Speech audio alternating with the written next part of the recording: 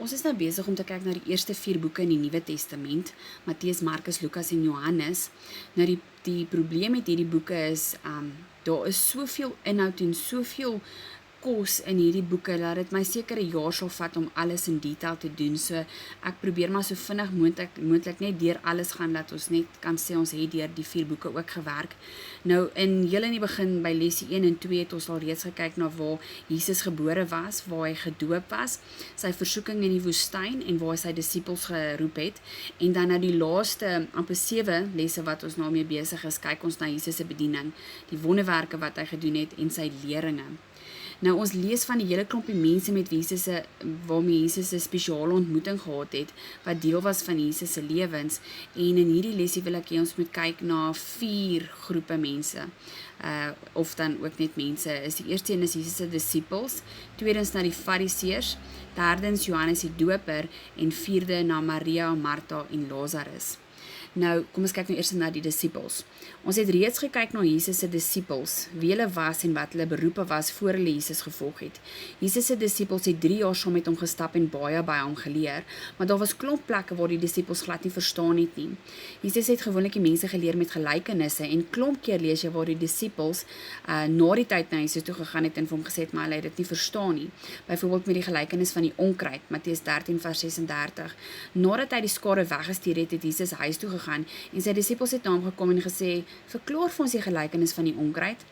Ook sê Jesus vir die disippels, hulle moet oppas vir die suurdeeg van die fariseërs, en wat Jesus eintlik probeer sê is, hulle moet pas op vir die leringe van die fariseërs, maar die disippels het dit ook glad nie verstaan nie. Matteus 16 vers 7, en hulle het onder mekaar geredeneer en gesê, dit is omdat ons nie brode saam geneem het nie. So hulle het dit eintlik fisies probeer verstaan, en Jesus antwoord hulle in vers 9, begryp julle nog nie. Maar op die einde, na die uitstorting van die Heilige Gees in Handelinge, het die disippels baie goed verstaan. Hulle het uitgegaan en die kerk begin soos ons dit vandag ken. Indien jy nou jou Bybel lees en jy verstaan nie so mooi nie, moenie moedeloos voel nie. Selfs die disippels het nie altyd verstaan nie. Gee vir die Heilige Gees die geleentheid om dit vir jou te verduidelik. Nou, die volgende groepie was die fariseërs. In les 9 het ons ook reeds gekyk na die verhouding tussen Jesus en die fariseërs. Daar was definitief meer as een rede waarom die fariseërs Jesus uit die prentjie uit wou kry. Byvoorbeeld, Jesus praat nie dieselfde as hulle nie, en dit sit die fariseërs in 'n verleentheid. Jesus het meer volgelinge as die fariseërs, of wat ook nog 'n rede is, Jesus sê indirek hy is God, en daarom wil hulle Jesus doodmaak vir godslastering. Daarom, so ver soos wat die fariseërs kon, het hulle ingewikkelde vrae na Jesus gebring, want hulle wou Jesus in die verleentheid stel voor die skare. In Matteus 22 vra hulle hom, is dit geoorloof om aan die keiser belasting te betaal of nie? Nou, die probleem is, die Israeliete wat rondom Jesus staan, haat die Romeine. Hulle wag vir 'n Messias om hulle te kom verlos van hierdie Romeine. En as Jesus nou antwoord, ja, betaal aan Rome, dan gaan hy moontlik volgelinge verloor. Maar onthou, dit is nie vir Jesus, gaan dit nie oor die volgelinge nie, dit is maar meer hierso gaan dit oor die fariseërs wat Jesus probeer vasvra. En die ander probleem is, as hy sê, nee, moenie aan Rome betaal nie, dan gaan hy in die moeilikheid kom met die Romeine. En as jy in vers 16 kyk, sal jy sien, dit is eintlik wat die fariseërs voor gehoop het, want hulle het Herodiane saam met hulle gebring. Maar Jesus is altyd 'n stapie voor die fariseërs, en hy antwoord hulle, wie se gesig is op die muntstuk? En hulle antwoord hom, is die keiser sinne. Daarom sê Jesus, betaal dan aan die keiser wat die keiser toekom, en aan God wat aan God toekom. Nou, baie van die skare het begin besef dat Jesus is die Messias, maar die fariseërs het meeste van Jesus se wonderwerke gesien, hulle het sy leringe geluister, maar hulle harte was net te hard. Onthou, in les 1 het ons gesê dat die Messias moet uit die geslag van Dawid uit wees, en Jesus was uit die geslag van Dawid. Nou vra Jesus vir die fariseërs in Matteus 22 vers 42, wie se seun is die Messias? En hulle antwoord hom, Dawid sinne. Daarom gaan Jesus na Dawid se boek toe, onthou Dawid het die psalms geskryf, en hy quote vir hulle 'n stukkie uit Psalm 110 vers 1, en daar staan, die Here het tot my Here gespreek, sit in my regterhand totdat ek u vyande maak 'n voetsbank van die voete. Nou, hierdie psalm gaan oor die Messias, en Dawid noem die Messias God. Nou, hoe kan die Messias dan Dawid se seun wees as Dawid hom God noem? Dit beteken die Messias moet God wees. En van hier af toe die fariseërs nie meer gewaag om hom vrae te stel nie. Dan die volgende persoon wat ons nou gaan kyk is Johannes die Doper. Nou, ons is nou al reeds bekend gestel aan Johannes die Doper in les 1. Johannes was 'n profesie wat tot vervulling gekom het. Nou, wat is 'n profesie?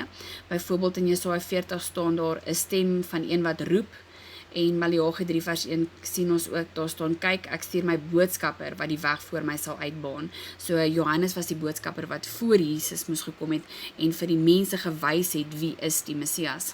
Maar weer eens, omdat die Jode se vooropgestelde idee oor hulle Messias anders gelyk het as Jesus, het baie Jesus gemis. Selfs Johannes het gewonder of hy dalk verkeerd was met die uitwysing van Jesus as die Messias.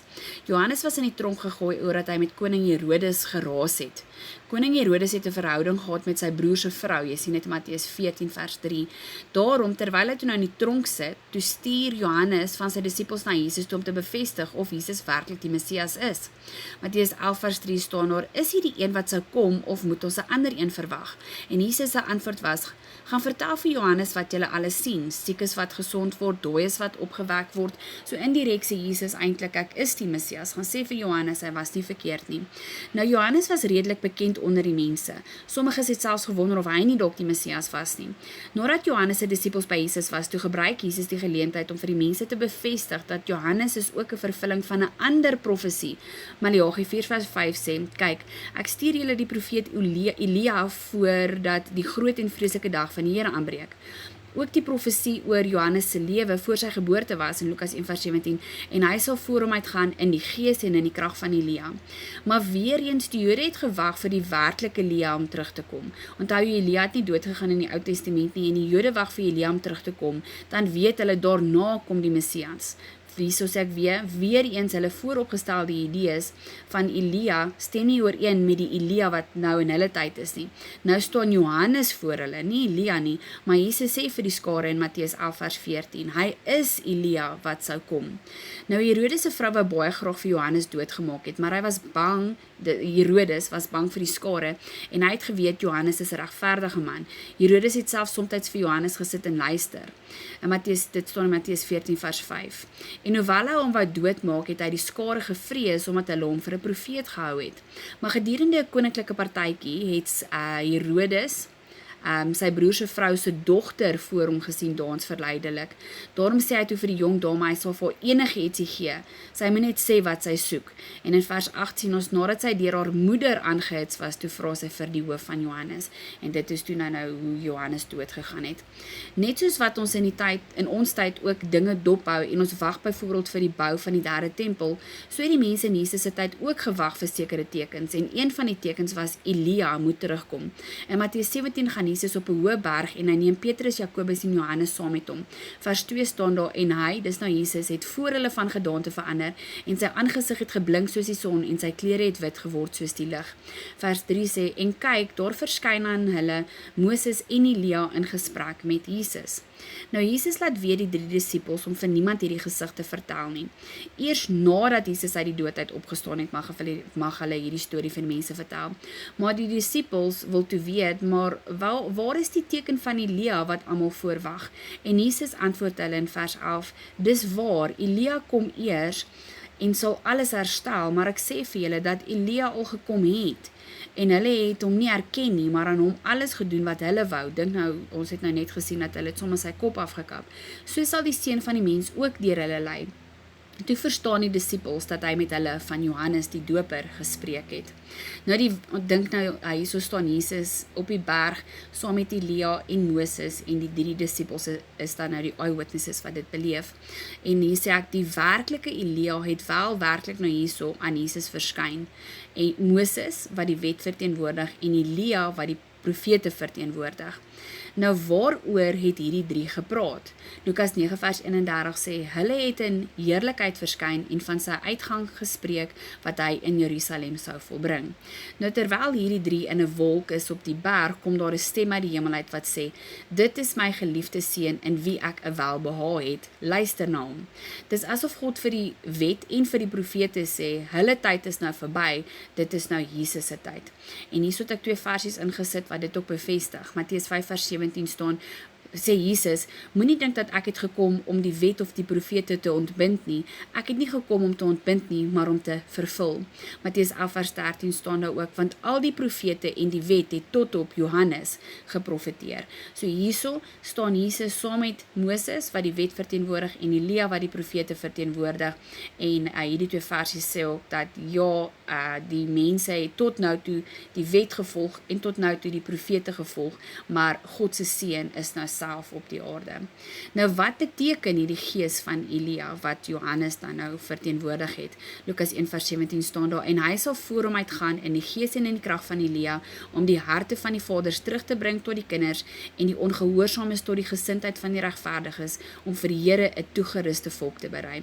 Hier is die Engelse weergawe wat dit so 'n bietjie mooier verduidelik. Wat beteken die gees van Elia?